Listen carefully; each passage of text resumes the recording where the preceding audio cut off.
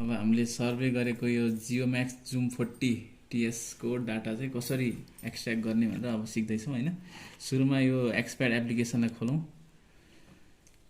अलिकति टाइम लिन्छ यसले।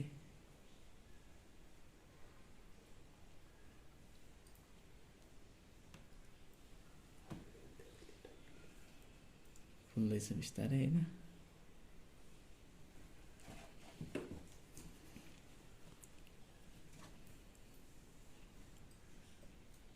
यो इन्टरफेस खुल्दै अझै टाइम लागिरहेछ। अब यो टेम्पोररी एडजस्टमेन्टको यो स्क्रिन आउँछ। यसलाई अब हामीलाई आवश्यक परेन, यसलाई क्लोज गरिदिउँ। त्यसपछि जुन हाम्रो सर्वेको जब थियो त्यतातिर जाउँ हामी। जिडी भन्ने जबमा हामीले काम गरेका थियौँ अघि। डाटाहरू यसमा रेकर्ड भएको छ। अब यसलाई चाहिँ हामीले के गर्नु पर्यो भन्दाखेरि पहिला एक्सपोर्ट गर्नु पर्यो। यही अप्सनमा हाम्रो जबभित्र चाहिँ एक्सपोर्ट एन्ड सेन्ड डाटा भन्ने छ, त्यहाँ गएर एक्सपोर्ट गर्नु पर्यो। हामीलाई आवश्यक पर्ने फाइल एक्सटेन्सनमा चाहिँ यसलाई एक्सपोर्ट गर्न सकिन्छ है। अब हामीलाई चाहिँ यहाँ चाहिँ अप्सनहरू चाहिँ यो टिएसले अटो क्याड डिएक्सएफ फाइल दिन्छ, त्यस्तै गरी टेक्स्ट फाइल दिन्छ, जिएसएफ फर्मेट दिन्छ, अरू फर्मेट पनि छ, एक्सप्लोर गर्न सकिन्छ। हामीलाई मेन चाहिने भनेको एक्सेल फर्मेटमा हो। त्यो चाहिँ हामीले चाहिँ टीएक्सटी फाइलबाट जान सक्छौँ। अब टीएक्सटी फाइललाई हामीले चाहिँ पछि हाम्रो कम्प्युटरमा चाहिँ टेक्स्ट फाइलबाट चाहिँ एक्सेलमा लान सक्छौँ। त्यही भएर हामी टेक्स्ट फाइलमा चाहिँ यसलाई एक्सपोर्ट गरौँ सुरुमा। अब यहाँ छ है, यसरी टेक्स्ट फाइल एक्सटेन्सन के छ, टीएक्सटी छ। यसलाई हामी नेक्स्ट गरौँ। अब यो सबै हामी बाई डिफल्ट केही चेन्ज नगरी अगाडि बढौँ। यति गरिसकेपछि अझै अगाडि बढौँ। अब हाम्रो डाटाहरूको अलिअलि यहाँ समरी जस्तो देखाउँछ, यहाँ एक्सपोर्ट गरौँ। हाम्रो 7वटा डाटा एक्सपोर्ट भइसकेको छ। एन्ड गरौँ है। अब यसलाई सेभ चाहिँ हाम्रो यही नेममा गरौँ। अरू हामीले नेम पनि रिनेम पनि गरेर सेभ गर्न सकिन्छ। हामीले जिडी नै राखेर यहाँ सेभ गर्छौँ। अब यो सेभ भइसक्यो। अब हामी हाम्रो यो डिभाइसको इन्टरनल मेमोरीमा गएर चेक गर्छौँ एक्चुअली। यसलाई हामी एक्जिट गरौँ, एक्सप्याडलाई एक्जिट गर्छौँ यहाँबाट। अब यहाँ हाम्रो माई डिभाइस भन्ने आइकन छ, त्यहाँ जान्छौँ र हाम्रो इन्टरनल मेमोरी यहाँ छ। यसलाई ओपन गर्छौँ। यहाँ गइसकेपछि हाम्रो एक्सप्याडभित्र चाहिँ हाम्रो सेभ भएको हुन्छ। सरी, एक्सप्याडभित्र गएर हेर्दाखेरि हाम्रो जिडी भन्ने फाइलको यहाँ विभिन्न एक्सटेन्सनहरू चाहिँ बसिसकेको हुन्छ। टेक्स्टी फाइल चाहिँ भर्खर आएर यहाँ बसेको छ। जिडीको यहाँ टेक्स्टी फाइल पनि यहाँ बसेको छ। यसलाई चाहिँ हामी पछि हाम्रो पेन ड्राइभमा कपी गर्न सक्छौँ। यहाँबाट डाटालाई एक्सपोर्ट गरिसक्यो हामीलाई आवश्यक पर्ने टेक्स्ट फर्मेटमा। अब हामीले चाहिँ यहाँ एक्सपोर्ट भइसकेको डाटालाई चाहिँ हाम्रो पेन ड्राइभमा कपी गर्न लागेको छौँ हैन। अब यसको यहाँ चाहिँ कपी गर्नको लागि यहाँ पेन ड्राइभ युएसबी पोर्ट यहाँ छ। यसलाई हामी यहाँ इन्सर्ट गर्छौँ हैन। यहाँ इन्सर्ट गर्छौँ। इन्सर्ट गरिसकेपछि अब हाम्रो यहाँ डिभाइस स्टोरेज डिभाइस यहाँ देखाएको छ कि छैन हेरौँ है। पहिला यहाँ हाम्रो डिभाइस अहिले देखाएको छैन है। एकचोटि फेरि यहाँ हामी रिफ्रेस गरौँ। यहाँ हाम्रो हार्ड डिस्क भनेर बल्ल देखायो है। यो इन्टरनल मेमोरीमा चाहिँ अघि हामीले एक्सपोर्ट गरेका थियौँ। यो इन्टरनल मेमोरीबाट हाम्रो हार्ड डिस्कमा चाहिँ कपी गरेर बल्ल हाम्रो ल्यापटपमा अथवा पिसीमा चाहिँ हामीले लैजाने है। त्यो हार्ड डिस्क देखाइसकेको छ। अब हाम्रो इन्टरनल मेमोरीमा भएको अघिको फाइललाई हामी के गर्छौँ, कपी गर्छौँ। एक्सप्याडमा बनेर बसेको थियो। एक्सप्याडमा जान्छौँ पहिला र जिडीको टीएक्सटी फाइललाई हामी के गर्छौँ, कपी गर्छौँ। यसलाई सिलेक्ट गरौँ पहिला। यहाँ सिलेक्ट गरिसकेपछि यहाँ एडिट, यहाँ जाने, एडिटमा जाने।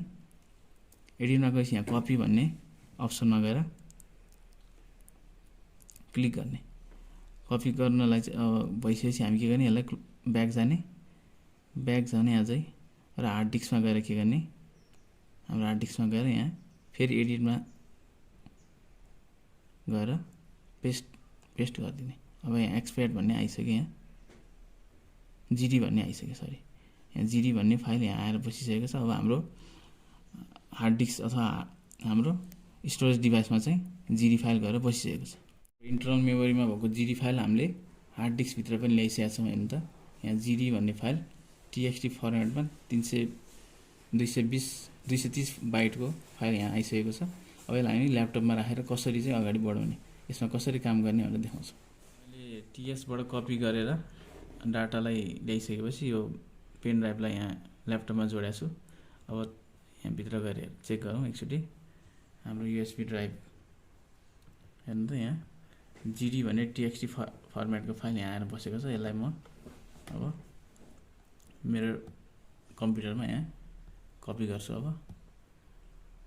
अब यो टेक्स्ट फाइल चाहिँ अहिले हामीले सिधै हेर्दाखेरि यसमा कोअर्डिनेटहरु पनि देखाइरहेछ, तर यसलाई चाहिँ हामीले अब एसडब्ल्युडिटिएम मार्फत अटोक्याडमा चाहिँ एक्सपोर्ट गर्नुपर्ने हुन्छ। यतिकै चाहिँ यसलाई प्रोसेसिङ गर्न सकिँदैन। त्यही भएर सुरुमा हामी यसलाई हाम्रो डिभाइसमा कपी गरौँ र यसलाई एक्सेल फर्मेटमा पनि कन्भर्ट गरौँ। अब अघिको टेक्स्ट फाइललाई हामी एक्सेल फर्मेटमा लैजान खोजिरहेछौँ।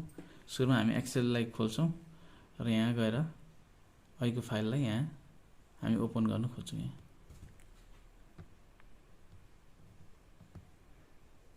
डेस्कटपमा हामीले राखेका थियौँ।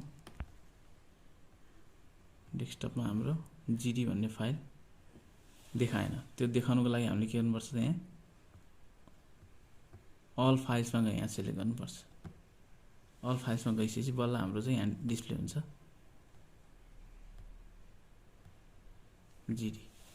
जिडी फाइल बल्ल यहाँ डिस्प्ले भयो। यहाँ ख्याल गर्नुपर्छ यो अल फाइल्सको मात्र देखाउँछ, अघि एक्सेलमा चाहिँ त्योहरू देखाएको थिएन।